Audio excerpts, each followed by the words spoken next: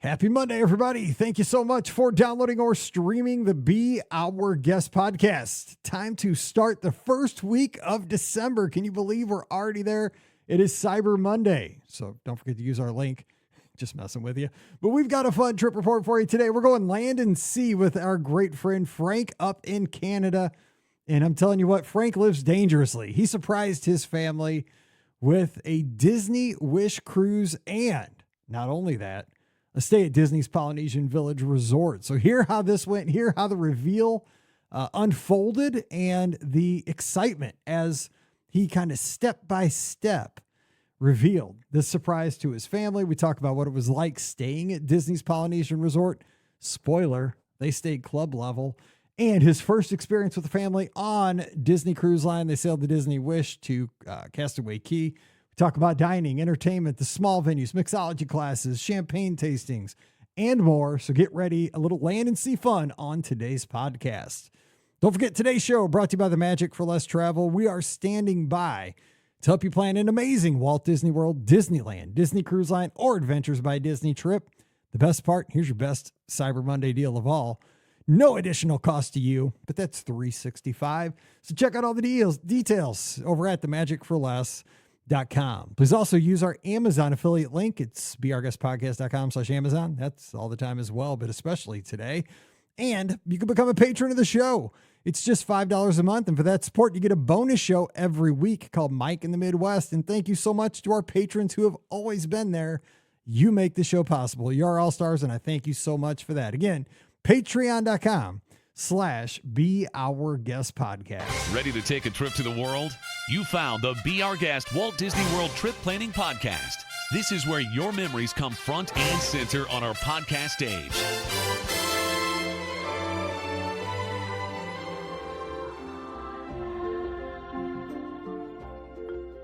Welcome to episode 2806 of the Be Our Guest Walt Disney World Trip Planning Podcast. I'm your host, Mike Rallman from beourguestpodcast.com and one of the senior agents over at the Magic for Less Travel. Happy Monday to you. Happy Cyber Monday.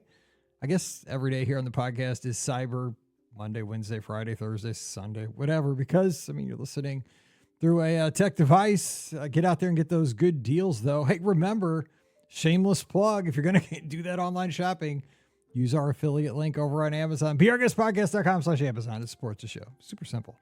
There you go. We're done. We're going to have a good time today talking Disney. This is a good show.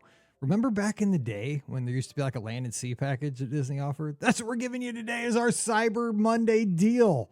We're going to talk a little Walt Disney World, a little Disney Wish, and a lot of fun memories. This is what it's all about. And we're heading up north. We're going to talk a little USA, a little Canada. Love this stuff with our good friend Frank. Frank, happy Monday. What's going on? Thanks for joining us. Happy Monday, Mike. How are you? I'm doing great. How are things up in Canada this time of year? They're good. They're good. It's wintry mix. You got some snow, got some rain. Not quite sure which way to go at this point. So getting ready for the holidays. I know it's Thanksgiving here, or I think the holidays back south, so to speak. But yeah, I hope everyone had a great holiday. Hope everyone had a great Thanksgiving, and hope everyone got the deals that they're looking for. I believe we had a wintry mix here in the Midwest this past weekend. Now, of course, we record this a little bit ahead of time, but I think it was a big mess here in the Midwest. So maybe digging out from the slush and the goo, I don't know, came in a little bit early. So I enjoy it because, because we had Thanksgiving here in the States. You know, you get that Thursday, Friday, Saturday, Sunday long weekend putting up. We're a family that we have senses. We do not put up the tree till after Thanksgiving, so that happened on Friday. So that is a good time. If there's a little snowflakes flying, it's kind of cold. Good time to do that. Watch some football. So it's good to stay inside weather because it is chilly here now. Finally, Mother Nature figured it out. No, that's great. It's great weather. Just kind of hang out and post-turkey tryptophan action and just hanging out on the couch. Good stuff. All right, so let me ask you about your, because we talked in the pre-show a little bit. You spent some time in Maine. Now you're back up in Ottawa.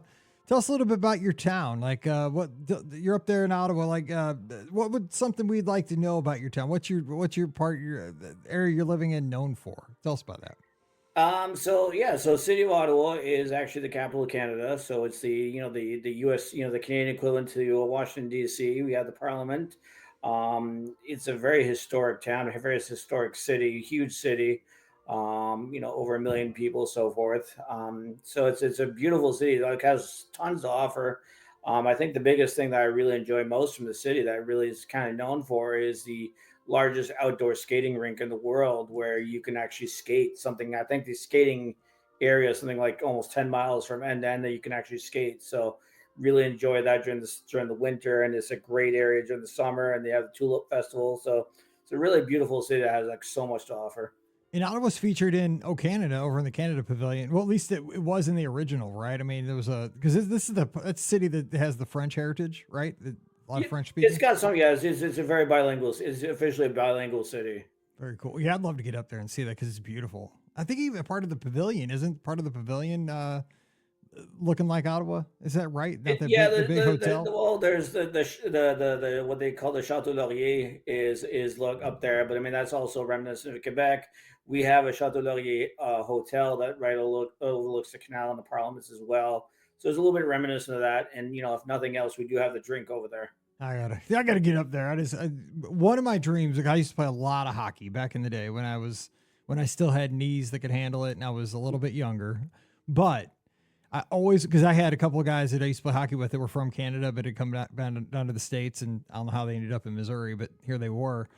And they would always tell their stories, of growing up in Canada, playing pond hockey and so forth. And I always told myself, man, someday I just want to be able to go to Canada, some random town in Alberta or, just somewhere. It didn't matter. Somewhere in Canada, some small town, and just play like on a Saturday night, like just bar hockey league, like game, just a pickup hockey or pond hockey somewhere, and just have a game or two. I think that would be just the I mean, that's quintessential the way to do it. I mean, Canadian thing. growing up, I mean, that was basically, I had a job during the winter that was a quote, rink attendant, which basically meant that all I had to do was make sure no one died during we were playing hockey, and I basically just played hockey from like 10 a.m. to 7 p.m. And at 7 p.m. I'd go over to my house and we'd watch, Hockey Night in Canada. We'd watch the 7 to 10 o'clock game, order pizza, and then watch the West Coast game from 10 to 1 and like start the whole thing over on Sunday. It was great.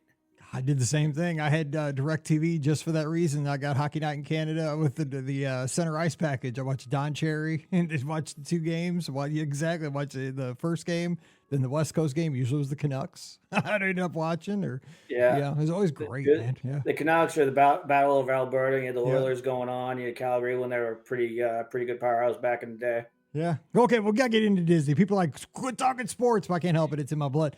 So let's talk about your trip. How about your Disney fandom, though? Where does that come from? Is it a lifelong thing? Is it something more recent? Where's that start for you?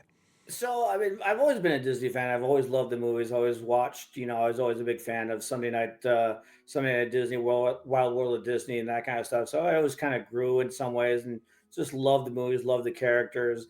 And as an adult, I actually met my wife while she was working on a national tour of Beauty and the Beast. She was the props master for the tour. So we met while she was on the road, and I got hired as a local stagehand for the show for the day. And we stayed in touch. And well, long story short, that was 30 years ago. And we've been together ever since at this point.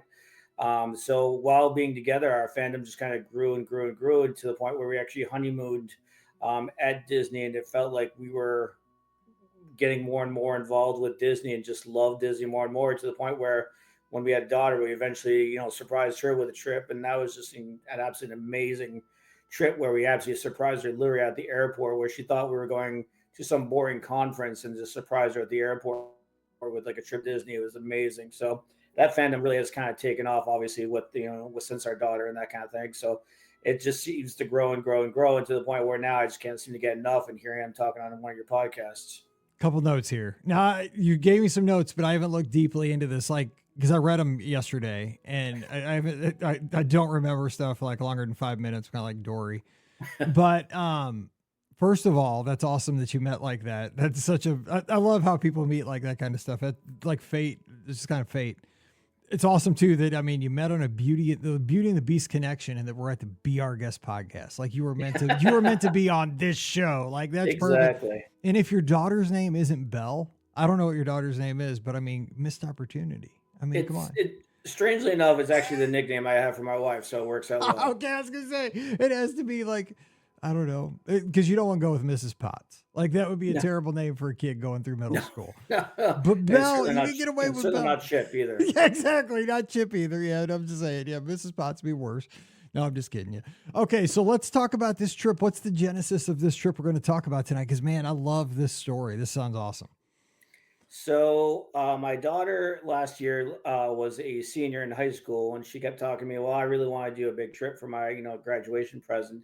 So of course she comes to me. Is like, I'd love to do like a 10-day cruise in Italy, and I wanted to go to Istanbul, and I want to You have go one of those travel. daughters too. Okay, good. It's not just my kid. Okay, No, perfect. it's certainly Okay. not just your kid. I want to go to Ireland for 10 days, or whatever it was, and I'm like, trying to wrangle that in a little bit. So I said, all right, well, we'll see what we can do, and came up with some options. And then I said, all right, well, we could, we haven't done a Disney cruise, and I know we would always love doing that. So for Christmas, I ended up surprising them, or surprising her specifically, I should say, with a Disney cruise.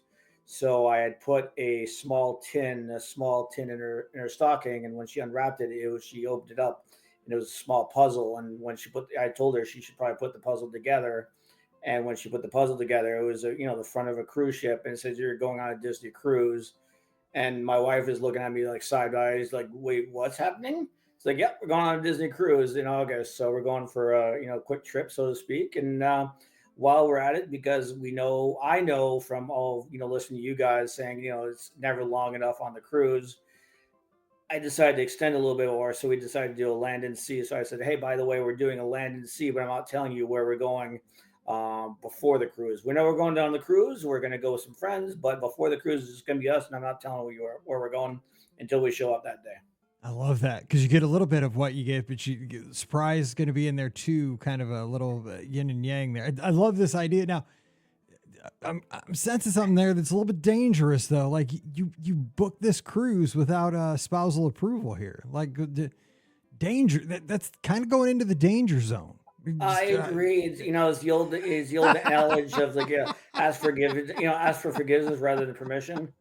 Absolutely. I mean, it's a Disney cruise. Like, I mean, nobody can be mad at that. But I love. Well, that So was it my was. I thought mean, was too. exactly. I mean, you're gonna have a great time. But I mean, was the surprise on your wife's face was probably at first kind of shock and then surprise, I would imagine. But kind of Yeah, both. she was definitely a little bit taken back, where she wasn't quite know how to answer out, or she didn't know if she was supposed to be excited or happy, or concerned of like exactly how much money we just spent. That's Because at exactly. that point she had no idea about specifics, so she had no idea what we're going and where we're going. So yeah, I kind of took a leap of faith, so to speak, and it worked out in my favor. But I think, and you can probably back me up on this, that when your kids get to be that age, like when they're seniors in high school, the time is of the essence to do things like this, right? They're going to go off to university, they're going to go off to college, and you just when they're like in fifth grade, sixth grade, and middle school, like you have a buffer of time to take vacations. Like we can do this year, or we could do this next year, or we could do this maybe in a few years. But then once they get to be juniors or seniors in high school, like you have to pull the cord, take the trip because once they go off to college, it's all bets are off on these trips. Of course, you will travel as a family, but it's just the opportunities are not there. They're not as frequent, I think. Well, exactly, and that was kind of my thought, saying, I might as well go out with, kind of like this is potentially going to be one of our last trips together for a while. So I want to make it something special and something memorable that we'd really all enjoy, and really something that she wanted to do as well. I didn't want to just book another quote, boring Disney vacation that we've done about hundreds of times already. I want to make sure that it was something that she really had on her list, and a cruise really was on her list. So I figured that kind of checked all the boxes. Awesome. So, how'd you guys prepare for the cruise? So, obviously, was everybody's first experience with cruise line? Yeah, so it was our first experience with cruise, and so basically what we ended up doing is we ended up basically just loading up YouTube, and we just kept watching like tons of YouTube videos, and watching families and travel and that kind of stuff, and really focused on the Wish, because obviously that was where we are going, and we had a general idea of what it was going to be like, and we said, all right, well, we're gonna watch everything, but the only thing I didn't really watch was any kind of like I guess point of view videos of the aqueduct, because I kind of wanted to keep that a secret. I know they had some animation inside the tube and that kind of stuff. That's all. I wanted to keep that a little bit of a surprise. But the rest of the ship, we had a pretty good idea. Like we walked on the ship, we had a pretty good idea of the layout just because of how much time we'd spent watching walkthroughs and watching, families and trips and so forth. So it was it was surreal to see it, having watched it for 100 times on TV, and then just to walk on a ship at in the main ballroom was just absolutely amazing. And I can only imagine what my face looked like when I saw the ship for the first time. It is it's kind of like because I have the same thing. Like I was like, do I stay spoiler free or do I watch a ton of videos? Because like for the Magic, I'd sailed the Magic in '98, like when the cruise line launched, but I hadn't sailed it again until last summer. And I was like, do I wait? Because it's a different ship at this point. It's gone through dry dock a few times, so many different things. But I watched every video that was available on YouTube before we went on it again, and it was still a great experience when I went on. Like I was still surprised with some things, and what it did for me, it made the whole experience like 6 months longer because every day I was like, seeing if some vlogger had just gone on another sailing and posted something. And I got a kick out of enjoying the whole experience leading up to the cruise, because the cruise, and I'm sure you'll say this, goes so fast. Like time accelerates so quickly on those ships that I got to have the excitement every day for 6 months before the cruise, watching videos. And then every night, if there was a good video, like over dinner, I'd show a section to Pam, over Mexican dinner, and we'd talk about, oh, check this part of the ship out. I think we'll enjoy this. We'd have conversations, even if we didn't do it when we actually got on the ship, we'd say, we need to try this. We need to make sure we go to Cove Cafe and maybe try this or that, or, that kind of stuff. So did you guys kind of have that kind of stuff like pre-trip? I was Like, oh gonna man, say it I'm was excited. exactly what we did too. Is like, oh, I think that'd be fun, or like, I'm not sure about that one. The only thing we knew that we didn't want to do is said, well, this is our first cruise, and we kind of want to experience as much as we can. So the only thing we didn't do is we didn't do the Apollo, or like the signature meals and that kind of stuff. We decided like, all right, we're just gonna spend our time actually experiencing the ship and experiencing the shows and seeing more of the ship. And I figured, you know what, maybe on a subsequent cruise when it's just maybe just her and I, we can splurge on Apollo or something like that. But for now, we're just gonna just try and enjoy as much of the ship as possible. The only problem I ran into is that I also wanted to watch.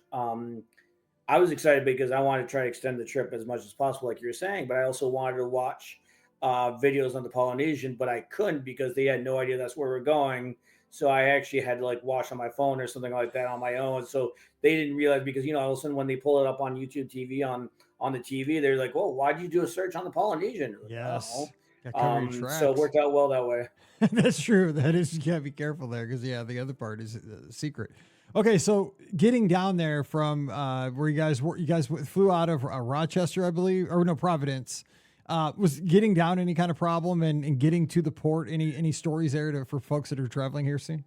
No, I mean, so we couldn't find a direct flight from Maine, and we figured with such a short time window of like time to really spend at the Polynesian, we decided that we wanted to see if we could try and maximize our time as much as possible at the Polynesian. So, kind of doing a deep dive on all the local flights around the area, I was able to find a local flight, a direct flight out of Providence to Orlando that had us landing in Orlando around 9 a.m.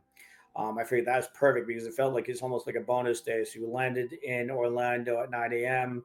And we're all excited. And, first time landing and flying into that new terminal. Or I I'm think it's jealous of that because I've never seen that. I've seen it on social media, but I want to go to that. I'm always Southwest, so I always get the plain old terminal. yeah, it was our first time flying in with JetBlue, and like that terminal is absolutely incredible. It's so open, so new. It was quite the experience. And I told them that we still had a surprise of like flying in, basically going to the Polynesian. They had no idea, but I still had a couple surprises lined up in my sleeve at that point. So I was more excited about kind of like being able to finally able to like reveal these secrets and these hidden away gems I'd kind of planned for like a couple months now. So it was nice to be able to finally have that reveal. You're like David Copperfield here with all these surprises because the first one actually happens at MCO. So fill us in on how you start, because it's like an evolution of surprises as the morning unfolds. So go ahead. Right. So we got, we're walking off into the terminal, and usually we're very much used to the terminal where we usually get off to, like you said, the Southwest. You come down the main hallway, you got the food court hub, you're looking at the carpet, you Of see the course. carpet and you're like, oh my God, there's like a vacation. You go through the little monorail thing, it's like the pre-monorail ride and that kind of thing. And you go down the escalator, and it's like very familiar to us, but this is all completely new. We're going through new walkways and there's no carpet. And we finally get to like the baggage area, and sure enough, there's a cast member with our name. It's like, hey guys, look over there. And I had actually, they had gotten us a minivan to take us to the, the resort. And my daughter immediately goes into questioning mode. It's like, hey, you know where you're taking us. Where are we going? And the cast member was under strict orders not to say Oh, anything until we finally got there. So it so worked out really the well. cast member knew not to say, so they were in Yeah, on no, they were in on the I story. had already had conversations Okay, with them beforehand. So it's like I was trying to line up everything so there's no like follow through the cracks. I love that. And we got on, we get on the minivan, and again, my wife's giving me the side eye because again, I had not officially approved any of this by her at this point, especially with what I. Frank, you're living dangerously. I love the way you roll, but it's scaring me to death. But go ahead. So we're getting getting leave the MCO area and getting close to Disney and go through the arches. And as soon as we go through onto the big sign, now the guests are starting to come out. It's like, oh well, we passed this resort, so I guess we're not going there. Now all of a sudden we started realizing that we're following one of the monorail lines, and all of a sudden my wife's looking at me like, you better not have gotten us to the Grand Floridian at this point. Like I don't know what I'm gonna do. And I just kept silent the whole time. And finally pulled into the Polynesian, and my wife and daughter actually just absolutely just ecstatic. It's like, oh, they couldn't believe what we're doing. And then when we got to into the lobby, I said, well, we could check in here, or we could probably check out back, at the club level area. And again, wife's like you did what now? And so sure enough, I'd surprised them with yet another, club level stay at that point. So it was shock initially, but forgiven quickly. So it worked out well. Again, you got to live life. You got to take a chance. You got to splurge sometimes. And this is a trip you're going to remember forever. So club level stay, pre-cruise at the Polynesian, something. Now you have been looking forward to this forever. You've been looking, I'm sure, like again, looky looing at all the videos and all the amenities you're going to get experience. They had not. So this is like shock and awe for them. So tell us about the stay. I mean, did it live up to your expectations? And obviously they didn't have any because they weren't looking forward to this, but they had no idea what was coming. What was the stay? Because I mean, Polynesian's one of the few places I haven't spent a lot of time at. I think I've stayed there one night, like before a cruise, way years ago. What were your thoughts about it?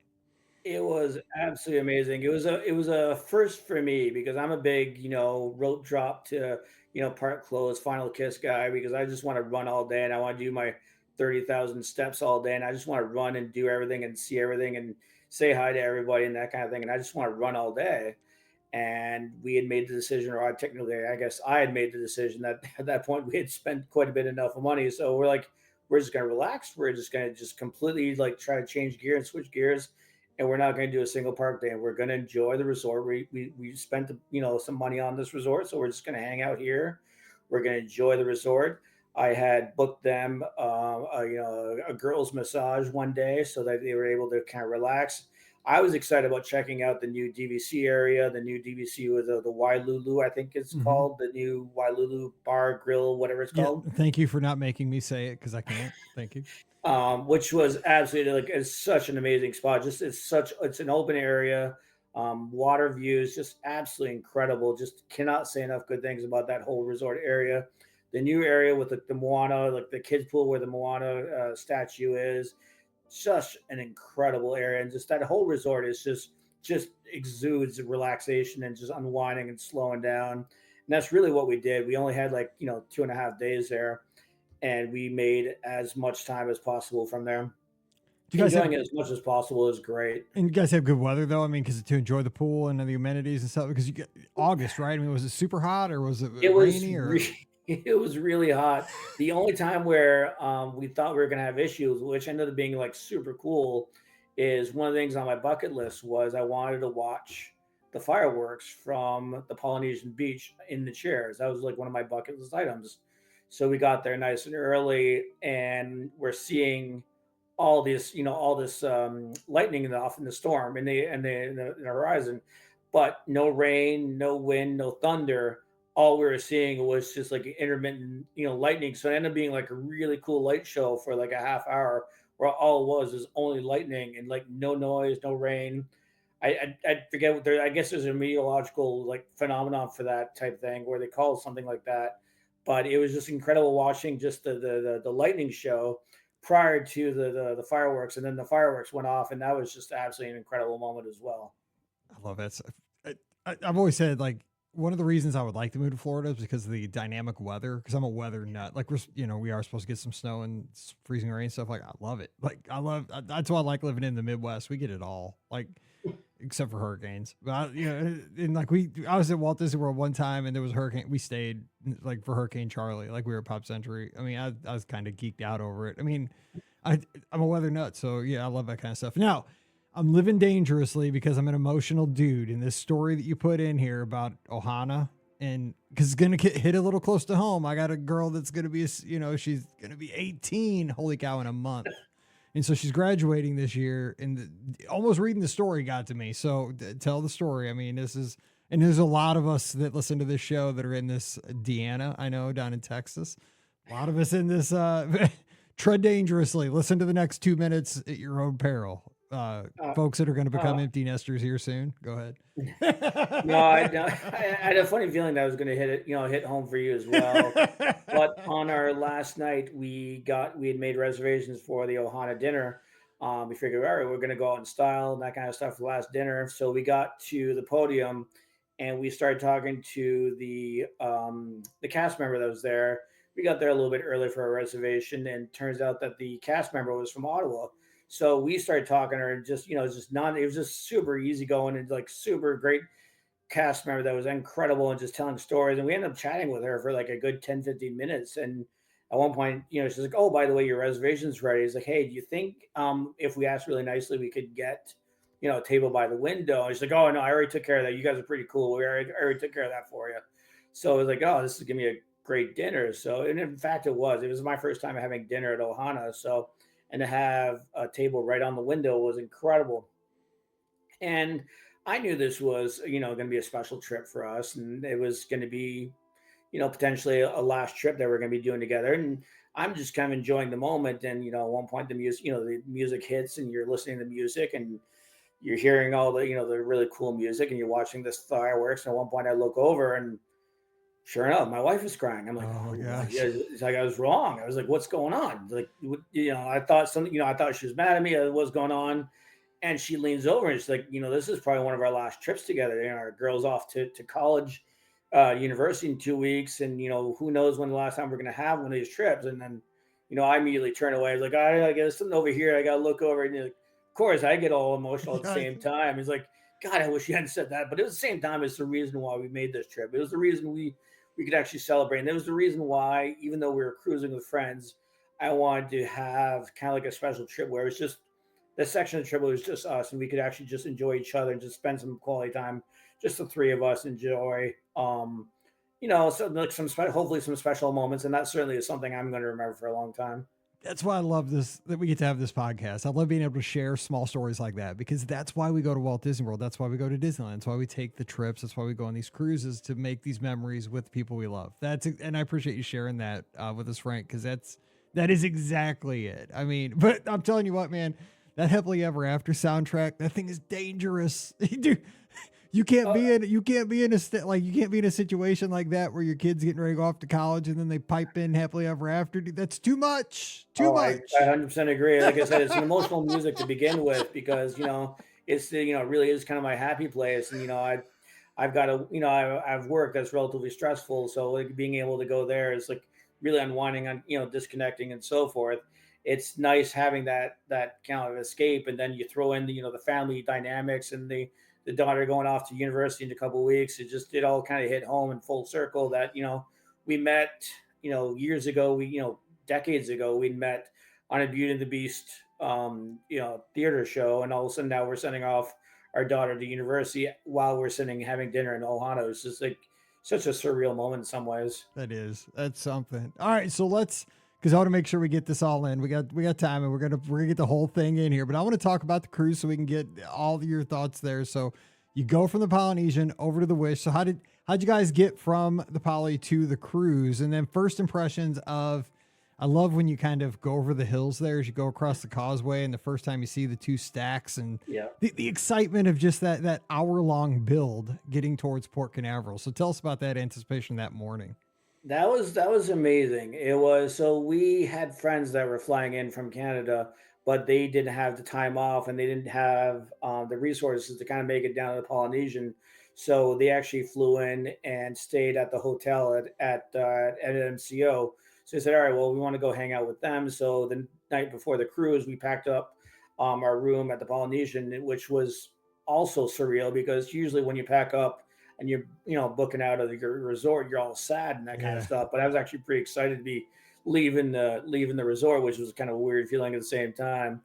But we made it down to the Orlando airport and checked in at the hotel as well and met up with them, enjoyed the pool, and it was it's a great convenient resort. Like if anyone's cruising or going out there, cannot recommend staying there if you're looking for the night before because as you have said multiple times, make sure you get there the day the night before. Don't let it to chance. 100%. Don't Yes, don't please. leave it to chance. Get there the night before. You take all that stress out. And in the morning of the cruise, it could not have been easier. It was just such incredible process. There's two ships. There was two cruise ships leaving that morning, so they had it was a fairly busy lobby. But we got down there a little early, and they said, "Yeah, come on in." And we went through security, went through boarding, the whole 9 yards. Got a great boarding time. I forget exactly what we got, but I think it was like maybe 11 o'clock or something like that. We got like an incredible boarding time and got on the bus. And like one of my big things, like it's not going to make or break my trip, but like one of the things I'm really hoping for is like again, another bucket list moment was I wanted to be on one of those Disney Cruise Line buses. I didn't want to one of those like generic Academy buses. I was kind of I hoping hear you. for I hear like you. the Disney Cruise Line bus, right? I love that, Frank. You're a good friend. I'm the same way because you know what, they're both going to get me there. But if an Academy one or whatever, I always call them the Epcot buses because I always think of Scott when they pull up. They say like they say Epcot. I don't know what they say. Something looks like Epcot. Yeah, right. They say though it doesn't say Epcot either. It says something like I don't know what it says, but it looks like Epcot or Epcot. But they pull So up there for the races. But yeah, I always wanted Disney Cruise Line bus. Once I'm on the inside, you can't tell. But I'm with you though. But yeah, I mean, like I said, I knew it wasn't going to make or break, and it was going to do the exact same thing as any other bus. But I was like, in my mind, I was like, I really want a Disney Cruise Line Same. bus. And when they, brought us down in the elevator, and I got out, and sure enough, I saw a Disney Cruise Line bus. I was That's excited. I was like, awesome. yes, finally. So got on the bus, got the back of the bus, and got to watch the video. And at that point, I'm like, head on a swivel. I'm just looking everywhere. I just didn't know what to look at, where to look at, and excuse me. And then when you said, you come over that crest and you see the ships, and you've seen like hundreds of videos and hundreds of pictures, and it doesn't do justice. It's like these ships are huge, but it's just seeing them in person is just surreal in so many ways where you don't realize exactly like these things are ginormous, and it's just awestruck, to see how big they are. And like, oh my God, I'm gonna be spending like the next several days on one of these things. It's gonna be incredible. I cannot wait. And then just the excitement builds because you get into the terminal and you get into the lobby and you check in, and now you're waiting around. You're just kind of chomping at the bit to get on. You cannot wait. Just the excitement builds. I'm looking around and I can't. I'm like the 6-year-old kid. I can't sit still at this point because I've been dreaming about this moment for like 8 months at this point. It's just been absolutely insane and cannot wait to just get on board at that point. I can't imagine you had to be because I'm like I've sailed quite a few times, and like every time when I'm sitting in that the terminal building, like I'm just like, oh, like how long is it going to be till they start calling boarding groups? I mean, like I've already taken a picture with Mickey. I've already looked at the model. I've already connected to the cruise line Wi-Fi. I've already liked everything I want to do for the next 5 days. Okay, like if they not clean the ship, and I know they're doing the best they can. They're flipping the ship. It's amazing they can flip the ship that fast. It's unbelievable that they can do that. But I just want to get on. Like, I'm not really, I tell myself I'm hungry. I probably just ate breakfast 2 hours before, but I just want to get on there, ride the aqueduct. I just want to walk around and see the ship. I just want to be on the ship because I'm so excited. I just want to be in there. But what did you, once they started calling boarding groups and you got to walk through the big ears, first impressions, you get on, what do you do first? Because there's so much to do. It was absolutely, it just, you walk on, and initially I've always said like, all right, well, it's kind of weird having you, call your name when you first walk on a ship. The cast members like, welcome, whatever family. And it's like, I always thought it was kind of weird. But then when it happens to you, it's like, you kind of like get all giddy and that Yeah, kind of you stuff. do. It's like, oh my God, oh my God. You get in the main ballroom and you're just like, I don't know where to go. But, we pretty much knew exactly what we were going to do. So I think we made it to, I think it was a deck 7, where they have the pool. No, I forget which deck it is. I'm sorry. Where they have the pool and the buffet and the barbecue. So we basically beelined it up there. And first thing I did is I went to get changed, and I basically I went to do the aqueduct. I said I'm going to do the aqueduct before everyone gets out there. Something I've been chomping at the bit. I have not watched a single video of this thing, so I really want to get on this thing and just have at it. And it was such a fun ride.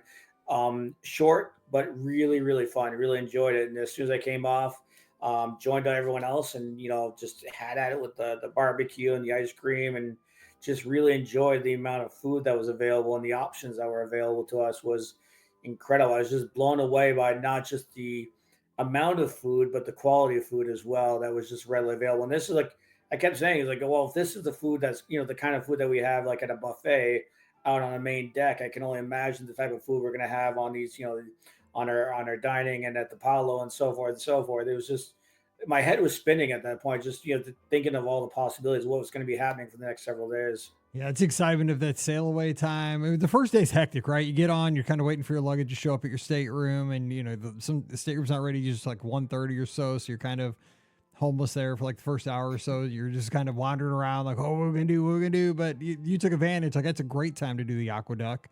Pack your trunks and your carry on, and so you can do that. I love the tacos. You probably had the St. Louis style ribs there up there, the barbecue. Oh, so good. I can't wait because this time next week I'll be on the Destiny and I'll be taking care of all that stuff. I cannot wait. Yeah, so let's talk real quickly about your stateroom. You had a stateroom with a veranda. So did that work out well for you guys? I pretty much knew I was going to do. I was living dangerously at that point. I knew too, getting a veranda because I knew Well, once you can't go, you can never go back. That's the well, rule that's because just I it. did that on our honeymoon. Yeah. Which is the reason 20 why years I'll ago. never go concierge, because if I know if I go Exactly. concierge, I'm never gonna be able to downgrade from there. So I'm like, Yes. I'm never doing that. I'm not taking that step. I'm not risking that. So I'm just gonna stay veranda and call it good. But we had a veranda. We had done the sail away party. Just absolutely got I loved. I was just that was one of my other things that I was just looking for is hearing the horns sound right at the end when they do the countdown at the sail away party, listening to the horns blow. And then you get to your veranda, you get to your stateroom, you're hanging out with your friends and family, and you're actually watching the ship, leave port and go into the open water. And it's just at that point, like it feels literally like everything is just being left behind. We're like, I'm going to open water. My phone's on airplane mode. I Yes. just do not care for the next 4 days. That is the best. I do love putting that thing on. I'm gone. please, please don't. You can't get a hold of me. I'll Exactly. be No, back in five it was days. such a great moment, and just being able to enjoy that from our veranda, and especially the fact that you're seeing all the people that are lined up on the shore, and everyone's waving at you, and somehow you're like, back of your mind, you're thinking suckers because you're going on the cruise and they're Yeah. watching you leave. It was such an amazing feeling, and just to be there with friends and family was so incredible. I do love waving to everybody at Jetty Park there as you're pulling out. Like, oh, man. And it's so cool that they're so nice to wave to you. I don't know who they are, but they're waving to us. And I'm like, well, see you later. We're going on a cruise. I mean, you're still in Florida at a park. You're doing not too bad. You're not at Yeah, work. You're at the beach. I mean, you're still 75% of the way there, but I'm leaving. I'm out of here. I'll see you later. All right. So, exactly. so it's a pretty good deal for both sides. Now, let me ask you, because I want to talk about the dining and the shows, but before that, the thing I do enjoy probably the most about cruising is the stuff you mentioned, like the classes, the tastings, the venues like Keg and Compass and stuff like that. So what did you enjoy the most about those smaller like classes and trivias and stuff like that? What memories do you have about those kind of things? We just at the point when we first were on the looking and researching the ship, we just didn't know what we were going to really enjoy, and it felt like we just kind of experienced it all. And after a while, we started realizing we're not going to be able to see it all because there's so many trivia's and so many contests and so many activities and that kind of thing. So we're like, all right, well, we'll just try to space it out as best we can, and we'll get to what we can get to. And after that, if we don't make it, we'll just have to, quote unquote, unfortunately book another Yeah, cruise and do that's more of the what they activities at do. that Yeah, point. exactly. So we partook in a couple of activities. We did the champagne tasting, which was really interesting. There's great cast member, I forget the gentleman's name, but just absolutely really informative and just great, just all the stuff I had no idea about. So that was actually on our embarkation day, and had a great time with that. we also did the mixology class, which was another fun class, which was, highly recommend. I know it sells out quickly, but we booked it relatively quickly, soon, and that worked out really well. It was our first time cruising, so we figured like we didn't think we were gonna get in because we figured with all the, we're the last of the pick for everything at that point, but we were still pretty excited. We were at that point, we were just saying, whatever we can get, and it worked out really well. And we toured a lot of the shit. We just kind of walked around where we'd hearted, like you said, we'd hearted a bunch of activities. So every once in a while we get like, oh, you have trees starting up, or you have, music, or, this show's coming up and that kind of thing. And we just kind of like we walked around and just ended like just jumping into things. And we loved the Keg and Compass. The Keg and Compass was fantastic. I I think agree. that's probably one of our favorite hangouts. Just the nautical theme, the wood theme, the deep, the dark woods, the nod to, I think there's a couple of nods to yeah, not the Akershus, but to oh shoot, the ride that R- Frozen replaced, the Maelstrom. Matterhorn. Maelstrom. Maelstrom, sorry, yes, yes, sorry, Matterhorn, sorry. Yeah, so there's some old school nods and that kind of stuff. And I'm kind of like a Disney geek at the same time, so like that's the kind of stuff, like the hidden Mickeys and the hidden gems and like the subtle nods to the yesteryears and that kind of, like, that's the stuff I really kind of geek out on. So I really appreciate that. We happened to walk into like a sports trivia that was going on there. We ended up winning as well, so that was the extra bonus. So I was pretty. You walked in and you walked out a champ. That's how you do Yeah, so I mean, I wore that. They say it's just a little plastic medal, but man, I wore that thing proudly all day. So That's how I you was do it. excited having that thing with me. You should wear that the rest of the Um, cruise. I got absolutely humiliated at a couple, like, name that tune stuff and 80s music and 70s. I get absolutely humbled at that thing. I thought I was going to do well, and like I didn't finish anywhere near as well as I thought I was going to be. So really loved the shows. The shows were incredible. Just the shows, the welcome shows. I think it was the Aladdin show. I think it was what as well. All those were just absolutely incredible. And we're just absolutely just in awe of everything in the ship. Where it didn't feel like one thing was really drawing us to a certain area, but we just enjoyed the whole ship, and just the entire experience overall was just being on the ship was really what was incredible to us. So, kind of shifting gears with that though, you guys went to Castaway, you went to Nassau. Nassau, not such a big hit, but how would you think about Castaway? Yeah, so you're right. So my wife she really wanted to do Nassau because like I've never been. I just want to say I just want to go there and say I've done it. And I said, all Which right, is well, that's super I, common. And I get off at Nassau about every third cruise, and I'm like, the ship's kind of more exciting to me. I don't know. yeah, and that was kind of my thought. But she said like I just want to go for an hour. And at that point, he's like, all right, if you want to go for an hour, I'm going to go for an hour. And just because my background, I said I'm not letting you go into Nassau by yourself, even though I'm No, sure that's it's probably a plenty good call. safe. But Yeah. I'm like I'm not letting you go to Nassau by yourself. So I'll go to Nassau with you for an hour. We'll call it good. And that's exactly what we did. But I gotta tell you, Castaway Key was probably our favorite day. That was basically by far our favorite day. We were really looking forward to that thing. So we got up early and we were having breakfast as we're coming in. It was really cool watching the ship, dock and coming into Castaway Key. And we were one of the first people off the boat, and we didn't really know where to go because that's one thing we had not seen many videos on. So we just kind of followed the crowd for a little while, but we had a general idea where we wanted to go. So we got off the ship. We bought some water. We bought some drinks. And those like cooler bags that they Mhm. sell right off as soon as you get off the ship. And we actually beelined it for initially. The first thing we did was we beelined it for the adult section. My daughter was old enough to be in the adult section, so the three of us said, "All right, let's just go hang out." And that water is incredible. Just that I've never been in an ocean that's warm. So to me, that was absolutely just mind blowing because It's I'm good used stuff. to the Atlantic Ocean and where it's pretty cold and that kind of stuff. So just being able to be in that water was incredible, and that color is just you take pictures of the water and it just doesn't do it justice. That blue water that is incredible, and just the sand. It was just I'm not usually the kind of guy that likes to sit around and just sit on the beach and do nothing. I have to be doing something. I want to be playing a game. I'll be running. I want to be doing cards. I want to be whatever it is. But this, I actually found myself like I could actually just sit here and just enjoy this and just breathe for a while. It was great.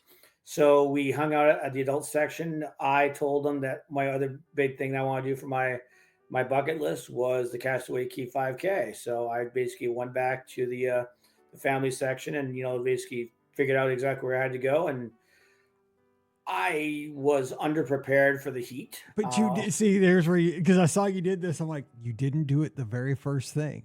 Oof. Nope. Because it's hot enough when you do it exactly right when you get off the ship. Because you want to do that sucker first. I'll chalk that up as a rookie mistake. That's a rookie move right there. I see people doing it all day, and I'm like, "What are you doing?" Yeah, so that was hot. But I mean, that was one of those things that's like, I've done marathons in the past, but I mean, that 5K, that was harder, and I was pretty darn proud of that It's thing. hot, yeah. It's like running through the jungle twice through that loop. God, yeah, but it was cool. You get the giant runway and you see the plane, and I'm sure the history of the island as well. So I'm at the same time, I'm like just kind of thinking about what this island was before it became Mickey and that kind of stuff. And it was really cool to me just to kind of wander and that kind of thing at the same time. So I was really enjoying, really, really enjoying it. And then our friends eventually joined us as well, and ended up doing the water slide that's right in the ocean. I forget exactly the name of that water slide, but Pelican plunge. Yeah, I don't even do that. I did it a couple times years and years ago. I'm retired from that thing. That thing is too much. But yeah, that thing's Pelican intense. plunge. Yeah, it is. I guess I didn't realize there was like a kind of like a fast side and a slow side, and my friend's daughter, she's like, "Oh, I want to go on this side," and I don't know if she was punking me or something like that. She knew what was up, but I didn't go on that thing. I flew off that thing. It was crazy, but it was like, I'm kind of glad that you didn't do this side because it was intense, but it was a lot of fun. I've never done a water slide in the middle of an ocean, that kind of stuff. And then the kids all got together and they did the feeding the stingrays, and they just absolutely loved it. It was such an incredible day. We were like one of the first people off the boat. We're basically one of the last people back on the boat. Just absolutely loved the day. It was one of those times where at that point where I was really having like buyer's remorse. I really wish we'd done like a cruise that we could done. One of those cruises where it does the lighthouse key and the Castaway Key on the same thing, because that would have absolutely been incredible. Because as soon as I left the island, I was like, I have to be back here. But the thing is, like, there's going to be a next one. Like, there's going to be part 2 to the story, and it gives you an opportunity to like, this is a good first step, and it's kind of like my philosophy, and people do these things different ways, and my philosophy is not the right way. It's just how I see things, and I don't see things correctly. It's just how I see things. But like when it comes to running, I chose to do like the marathon standalone the first time and then do the Dopey challenge because I wanted to have the experience of just running a full marathon that Sunday, that one year, and enjoy that I became a marathoner that year. And then the next year do the Dopey challenge, have a full year to kind of look forward to becoming somebody who had done the Dopey challenge. Right. And so like you did this cruise where you went to Castaway, you went to Nassau, but now you got to hold like for your next cruise, you could do the double, you could do Castaway and Lookout. And then, maybe after that, a 7-nighter that goes to Lookout, Castaway, and Tortola and St. Thomas. It's just, I like to make things kind of build like small steps. I'm very progressive in things like that because I think it gives you opportunity. I don't know. Like, I think when you buy like something, when you get like the big chunk right off the bat, it doesn't leave you wanting for more later. And I like to just, I don't know, maybe it's the athlete in me. I like to build through small bites kind of thing. No, absolutely. I mean, it was one of the things where I knew we did the shorter cruise because that's what time constraints. Because my daughter had to get back into university and move in and so forth. So we kind of like a time constraint at the same time. But I knew I was going to regret not having like an actual like official real at sea day. Whereas like that's really where I'd love to have like an actual full at sea day where you can be in your stateroom or you can be on a veranda and just watch the ocean or whatever it is. And just enjoy the ship for a full day where you're not docking somewhere, you're not stopping somewhere. It's like it's a full time, but like it's our next trip is going to be longer because it's definitely we didn't know if we were going to like it. We weren't sure if it was going to be for us. We've had friends who have not liked cruising, so we weren't sure how we were going to respond to it. So we said, all right, we'll go small first and see if we like it. Kind of dip our toe into the cruising pool, so to speak, and if we like it, then we can move on from there. If we don't, well, it was a short cruise. That's a good philosophy, though. I mean, because you're right, just see what it's like, and then it gives you a good idea for what's moving forward. Now, let me ask you one other thing about the cruise. We haven't talked about the main dining rooms. Which was your favorite? Did you enjoy the Arendelle experience? Did you enjoy animators? Which one stood out? I'm trying to think of the third So, on there. so we have Marvel. had debates about this as far as which one was the most, which one we enjoyed the most. We had Arendelle that we was our first night. We were not sold on Arendelle because it felt like there was so much activity. We didn't know where to look and It what to is. do and really It's enjoy. wild in there. The kids probably love it, but I thought it was. It I was was, yeah, I was no, it was a sweating. lot, and especially for yeah, exactly, and for our first night, at that point we'd been going for a while, so we weren't quite sure what to make of Arendelle. We had the following night we had 1923, Yes, I which forgot. we Yeah, really enjoyed. That was a great one. That was I think probably the best food we've had, on the cruise was 1923, and then we finished out at Marvel for our last night, and that was a lot of fun too. I think we've come to the conclusion that our favorite food was at 1923, but our favorite atmosphere and overall experience was Marvel. that makes sense. Yeah, I forgot animators in on that. It's Marvel.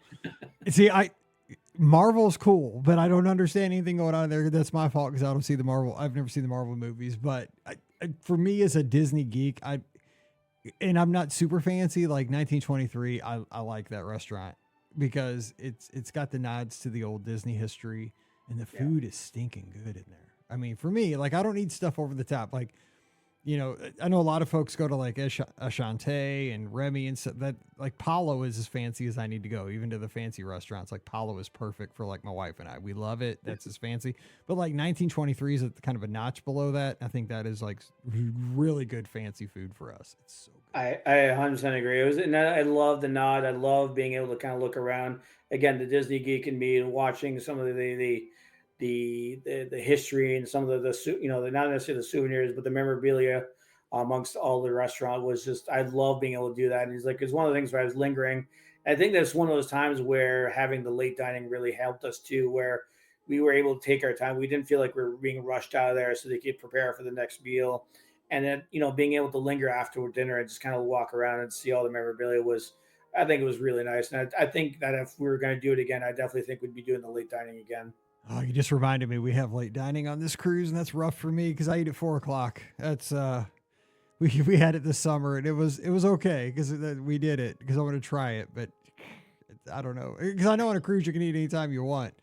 But the struggle that my wife and I have is that we like the early dining because we like to get like a piece of pizza or some ice cream before bed. And with late dining, it doesn't afford you that opportunity because you just finished eating and you don't want that. Like you just you have your late dining, you go to the adult area and watch a show or an activity, and then you just kind of sock off. Yeah, I don't know. No, it was good, and we enjoyed being able to have the late night, the late night rummage through the pizza deck and having the late night pizza or having the late night ice cream and that kind of stuff. And they had some interesting flavors too, which I always appreciate. I think they had like a lemon blueberry one night. Yeah. I think on the island they had some sort of mango action. It wasn't just straight up vanilla and chocolate, which I thought was interesting. So it was nice having, like you said, the availability pretty much anytime. And my daughter took full advantage of the quote unquote free room service the entire time. So Yes. she really enjoyed that. We always forget to do that. I'm glad you mentioned that because again, like I We said, didn't do it, but like I said, apparently my daughter did enough for all of us, so we're good. I mean, you can get Mickey bars sent to your stateroom, chocolate chip cookies, Yeah. chicken wings. It's like we always say that. That's one of those things, again, just like you mentioned, Frank, 20 minutes ago, like we talk in the pre-cruise, like before we go, we're like, okay, on this cruise, we're going to make sure that we do this. And it's always room service. And then when they boot you off the ship on debarkation morning, we're like, we didn't do room service one time this cruise either. Every time we're like, what are we doing? Like next time. Yeah, there's definitely some room where we kept, we got off and on our flight bags, like, oh, we forgot to do this, forgot to do that. But because we didn't want to have like technically buyer's remorse or, kind of remorse the whole thing. Of course, on the last day, we decided to, go up to customer service. We got our placeholder so we can get our next cruise going and then really enjoy that next trip. So we don't know when it's going to be. We got a few things we got to settle first in the meantime, but we got to at least have that out, like kind of like in the back pocket so we can use for later. Yeah, you should always do that. I mean, this is travel agent, Jimmy, but it's just common sense because if you decide not to go, $250 back anytime you want it. There's no risk. And here's the best part: if you don't use it within 2 years and you totally forget about it, say you just totally forget you did it, that $250 will go right back on your card anyway after exactly 2 years. Like if you don't use it, boom, they just refund it anyway. So even if you totally forget you put the $250 down, don't use it, you get it back. So you really cannot lose. And 10% is 10% off that cruise anyway. So, but we got to wrap up. But I mean, I love hearing, what a trip, because again, like I say, when you're in this situation, take the trip, because when the kids get older, they get so busy, they're gone, they're going off to university, college, and just life gets really hectic. And, you're still going to get to take trips, but maybe not with the whole family all the time. What advice would you give folks? Like, what did you learn maybe in being a first-time cruiser with Disney Cruise Line, surprising the family? Like, what advice would you give to anybody who's maybe wanting to pull off something like this? I mean, it's dangerous, but it sounds like successful for you, but give some tips. Yeah, I mean, certainly dangerous. I was definitely, realizing what was going on as far as when I'm making this kind of commitment to, for money, knowing that I'm not getting full permission to do it. But honestly, you just know, you obviously, the best thing I can say is obviously you're gonna know your partner, and eventually you know that this is done with good intentions, and it's not you're wasting money on something frivolous or something like that, but you're doing it with good intentions, and just go in it with like kind of open, like an open mind where you don't make sure you don't want to tell yourself you're going to do everything and I'm going to see everything and I'm going to go explore every inch of the ship, because you're never going to get there. You're never going to have that opportunity. And just, I think that the the juxtaposition of doing the Disney World vacations versus Disney cruise vacations was it really forced me and made me slow down, which is something that I'm not good at doing, and really unwinding and really disconnecting and just getting off the phone and leaving the phone in the room and disconnecting and just sitting on the beach or doing, whatever, we're sitting on the veranda, watching the sunset, being on the front of the ship, with the wind in your hair and the whole 9 yards, every, corny, Yeah. image I can throw out there at this point. But it really does force you to slow down. And I think that's the thing that you need to take away from this. Like, it's going to be an incredible vacation. Yes, it's Disney themed. Yes, you're going to have all the Disney nods and you're going to have all that entertainment, but it's really the opportunity where you can absolutely officially disconnect. And if you want to disconnect from the world and just spend time with the family, this is the perfect vehicle to do it. And even for families that have, say high school kids right now, that they're not going off to college right yet, but you're still under one roof. But the thing is, when you're at home, even though you're all together, you just don't have that kind of time like you have on a cruise ship. Everybody, somebody's going off to cheerleading, somebody's going off to soccer practice, somebody's going off to youth groups, and everybody's going every which way and everybody's being pulled in 7 different directions. Where when you are on a cruise ship, all you have is family time. All you have is going to trivias together and eating ice cream and sitting at the pool deck and swapping stories and making memories and running a 5K together, talking about how hot it was, or, getting shot out the Pelican Plunge tube, like saying, what are you doing, trying to kill me? Yeah. That's I mean, what it's that's the about. way to Though. do it, and Yeah. that's really what we caught away from it. Is like we really enjoyed our time together, and we knew this was going to be a special trip, and we knew it potentially was going to be an emotional trip because we got back, and literally about 2 weeks later, my daughter was off to university, or bringing driving her down to university, and that trip home was a Oh, dude, difficult trip. I remember dropping Paige off, and we've been to Mizzou because we're season ticket holders. It's a 2-hour commute from our house to Mizzou. We drive there for all the football games for 15 years. We took her to all the games. We dropped her off her freshman year. I'm not lying. Her mom and I cried the entire 2-hour drive back. The entire time we cried. I mean, and I'm like, what is going on? She's 2 hours down the road, and we've made this drive 100 times. But Yeah, it hurts. It's so bad. It's because your life changes. But I didn't like until we said goodbye. It didn't hit me and that that hard. yeah, It that was was that wild. was it was unexpected for me. I knew where I was going to have some moments, and I was doing fine up until we got to the border. And when we hit the border, I asked my wife to hand me the passports, and she handed me 2 passports as opposed to 3 passports. Mm, And it just hit me right there. I yep, was like, I can't do this. I'm telling you. Yeah, just parenting's the best thing ever. I mean, kids are the best thing ever, but oof, they gut punch. Agreed. Now I keep up with Paige. You know how I see her? I see her on ESPN Plus. I'm like, when does she play? Oh, she plays Friday, Saturday. Okay, we got games. We get to watch her on TV. And then she's coming over for Christmas. I bought her a plane ticket. I'm like, you are coming over for Christmas. Book your plane ticket. I'll send you the money on Zelle so we get to see you. That's how you get to see your kid now. No, well, Frank, it's such a great, touching trip report. We love that we get to do these on Mondays, and I'm just glad to get to meet friends like you through the podcast. So thanks for taking the time, and hope we get to cross paths in the park someday. That'd be wonderful. Thank you, Mike. I really appreciate it. I've been listening to you guys for so long that it's like a little bit of a fanboy moment for me to be able to, kind of chat with you and just kind of share some stories. And even in the pre-show, we were just talking about sports and hockey, and I felt like I could just, spend another hour or two just talking hockey with you and just really enjoy what you bring to the community and everything you guys do in your podcast. And it makes it easy to listen and makes it easy to disconnect for an hour or two, whatever you guys, however long your podcasts are at this point. And I just really enjoy being able to kind of share this story. Like I geek out on this kind of stuff, and kind of like you guys enjoy talking about Disney. Well, I appreciate it. I know that you work out there. You're one of our first responders. So you stay safe out there. Tell your colleagues to stay safe and that you guys are very, very appreciated. Much appreciated. I will certainly do that. All right. Don't forget today's show brought to you by the Magic for Less Travel. We'd love to help you get to your favorite Disney destination. No additional cost to you. You know all the details. Just stop by the website this week over at themagicforless.com. Please also use our Amazon affiliate link. It's one of the big days today to do that, Cyber Monday. Just click through beourguestpodcast.com/Amazon. That would help us out a whole lot. And you can join us on Patreon. It's $5 a month, and that keeps us on the air. It helps pay for all this stuff that we need to keep the show going. And when you do that, you get a bonus show called Mike in the Midwest every week. Coming over, we'd love to have you. Patreon.com/beourguestpodcast. You can follow me on the social media. I'm on Instagram at beourguestmike, also x.com and Threads. But where I need you to join, actually, because we're dropping below like a little threshold, which we need to kind of bump that up, is on Facebook. If you go over to our Facebook page at Be Our Guest Podcast and just hit like, that would be awesome this week. So go to Be Our Guest Podcast and just like us on Facebook, our page there. That would be awesome if you could do that. Thank you for doing that. And let's see what else. We have a live show Sunday night. No, wait, this week we will not have a live show on Sunday night because... well, we may have a live show. I'm trying to consider. Yes, I will be back. We will have a live show. I'm trying to think. Will I be back from the cruise? Yes, I will be back from the Destiny. As long as everything goes well, knock on wood. Oh my gosh, Midwest winters.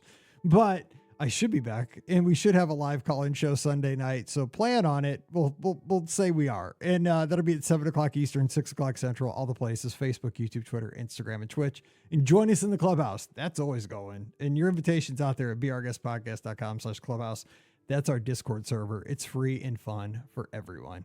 All right. I don't know what day it is. We're going to figure this out, but I will be back. I'll be on the Destiny next week and just getting ready for that. So lots going on around here in the podcast studios. Pre-trips, always crazy around these parts, but we'll make it. We'll make it happen. All right. So Frank up in Canada, Mike here in Missouri. You guys have a great week. Stay safe, stay healthy, and we'll see you real soon. You've been listening to the Be Our Guest Walt Disney World Trip Planning Podcast. If you have questions, comments, or would like to be a guest on the show, please visit our website at beourguestpodcast.com. Thanks for listening, and we'll see you real soon.